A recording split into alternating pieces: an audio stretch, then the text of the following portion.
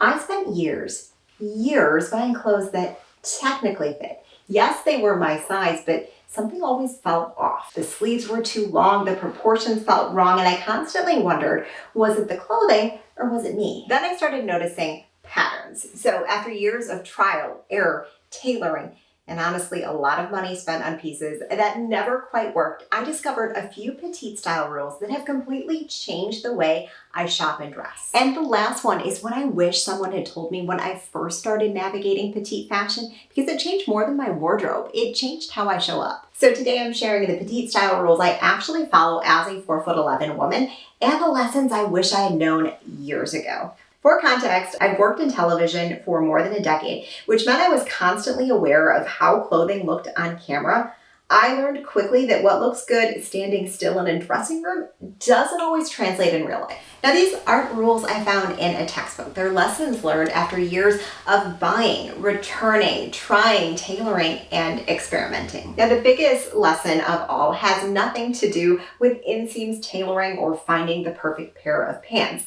It's the fact that petite style isn't about making yourself look taller. It's about dressing in a way that makes you feel completely yourself. Here's what helped me stop fighting my body to start dressing with intention. Number one, proportion matters more than size. I'm going to say it again. Completely ignore the number. Petite style is all about finding clothes cut with you in mind. It's not just about making things shorter, it's about scale and balance. For instance, you've probably heard that petite shouldn't wear big, loud prints. Well, it's not really about the print itself and more about the scale. We're looking for things that are proportional to our frame. Number two is going to help us spend our money wisely. We want to choose to invest in pieces where construction and proportion matter most. I don't believe every piece in your closet needs to be an investment piece, but there are certain categories where fit makes a dramatic difference. And here are some of the pieces I think you should prioritize. Number one would be blazers. They can be very difficult to alter, especially in the shoulders. You want that to hit you in a proportional way. A $75 blazer that's perfectly tailored often outshines a piece you might have spent $300 on. Sleeve proportions make a huge difference in the overall look of an outfit.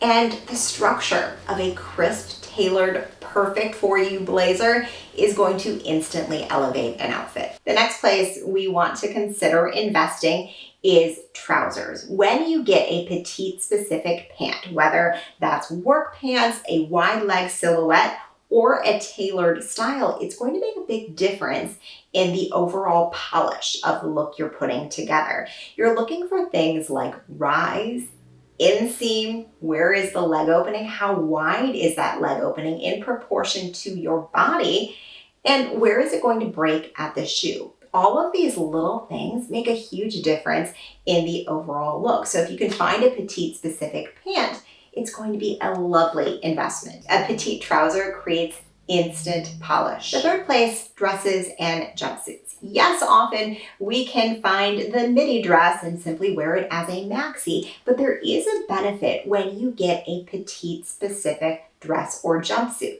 The waist placement, exactly where that length hits you, it can make a huge difference. And of course, jumpsuits, it goes without saying that most petites, we won't even try them unless it's offered in petite sizing. And the last place, shoes. You might be surprised by that because you think it has nothing to do with our height. Well, a shoe is more than an accessory. It's part of the architecture of your outfit. And there are some shoes that can dramatically improve the overall aesthetic of your look. What I'm going to be looking for in shoes first is a pointed toe because that's going to visually lengthen your leg line. I also like to look for shoes with a lower vamp. That's the part that comes across the top of your foot. When we're showing more foot or revealing a little bit of the toe, that also visually lengthens that leg line. We love a neutral shoe because that's going to mesh with your skin tone, or we're looking for a shoe that's going to match the pant we're pairing it with. The third key lesson, tailoring isn't always the answer. I know, as petite women, we hear this all the time. Just get it tailored, just get it altered. Well, not only is that buying another errand, there are some things alterations can't fix. Tailoring can fix hem length, sleeve length, taking in seams, or minor waist adjustments, but it can't easily fix the placement of the shoulder, how deep the armhole is, where the torso hits you, pocket placement, jacket proportions, or the rise on pants. In those cases, it's better to continue to shop around until you find a petite specific garment. Ultimately, tailoring is the final touch. It's not a substitute for buying something that's designed with your proportions in mind. So what should we be looking for? I want to share some of my favorite silhouettes at 4'11" that I find myself reaching for again and again. These are the silhouettes that consistently make me feel confident and balanced. Midi skirts and dresses. The issue isn't the midi length, it's where the midi hits. So if we can find something that comes slightly below the knee, hits the narrowest part of our calf, and pair it with intentional footwear, you're golden. Then we have tailored wide leg pants.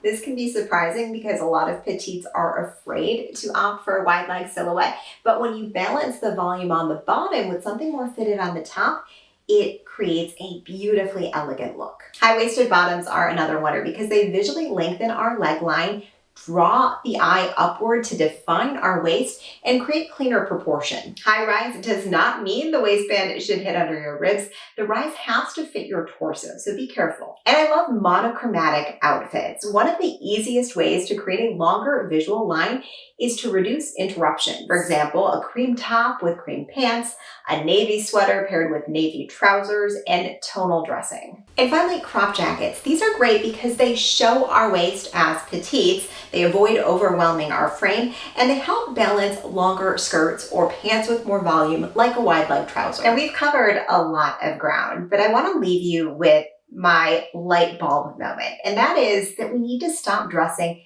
to compensate for our lack of height and instead dress with intention. A lot of petite women grab the extra small and we think, if I can zip it, if it fits, I'm good. It's not that simple. Fit is complex and we need things designed with our proportions in mind. So what do we look for? Number one, shoulder placement. One of the biggest giveaways of this is that the shoulder seam sits too far down. When that happens, a blazer looks too oversized, it's going to visually shorten your frame, and it's going to look like we were borrowing somebody else's clothes, and we don't want that. Rise and waist placement are another pitfall. A regular size pant might have a longer rise, a longer zipper area, and a lower waistband placement. On a petite frame, that's going to make your legs appear much shorter. Sleeve length. When we have a correctly placed sleeve, it's going to reveal your wrist, create a cleaner line, and make the entire outfit feel polished. And yes, we're used to just rolling up our sleeves, and that works, but when you can get the fit right, even better. So the next time you're thinking about adding something to your wardrobe, I want you to consider 3 key questions. Does it fit my lifestyle? Does it fit my proportions? And does it make me feel like myself? Our goal here isn't to create a fantasy wardrobe. It's to build a closet that supports the woman you already are. Confidence comes from removing friction. The best outfits aren't the ones I agonized over in the mirror. They're the ones where when I get going with my day, I completely forget about my clothing because of how polished, confident, and comfortable I am. And this is exactly why I almost stopped buying regular sizing entirely. If you're petite like me and you want more insights like this, be sure to subscribe.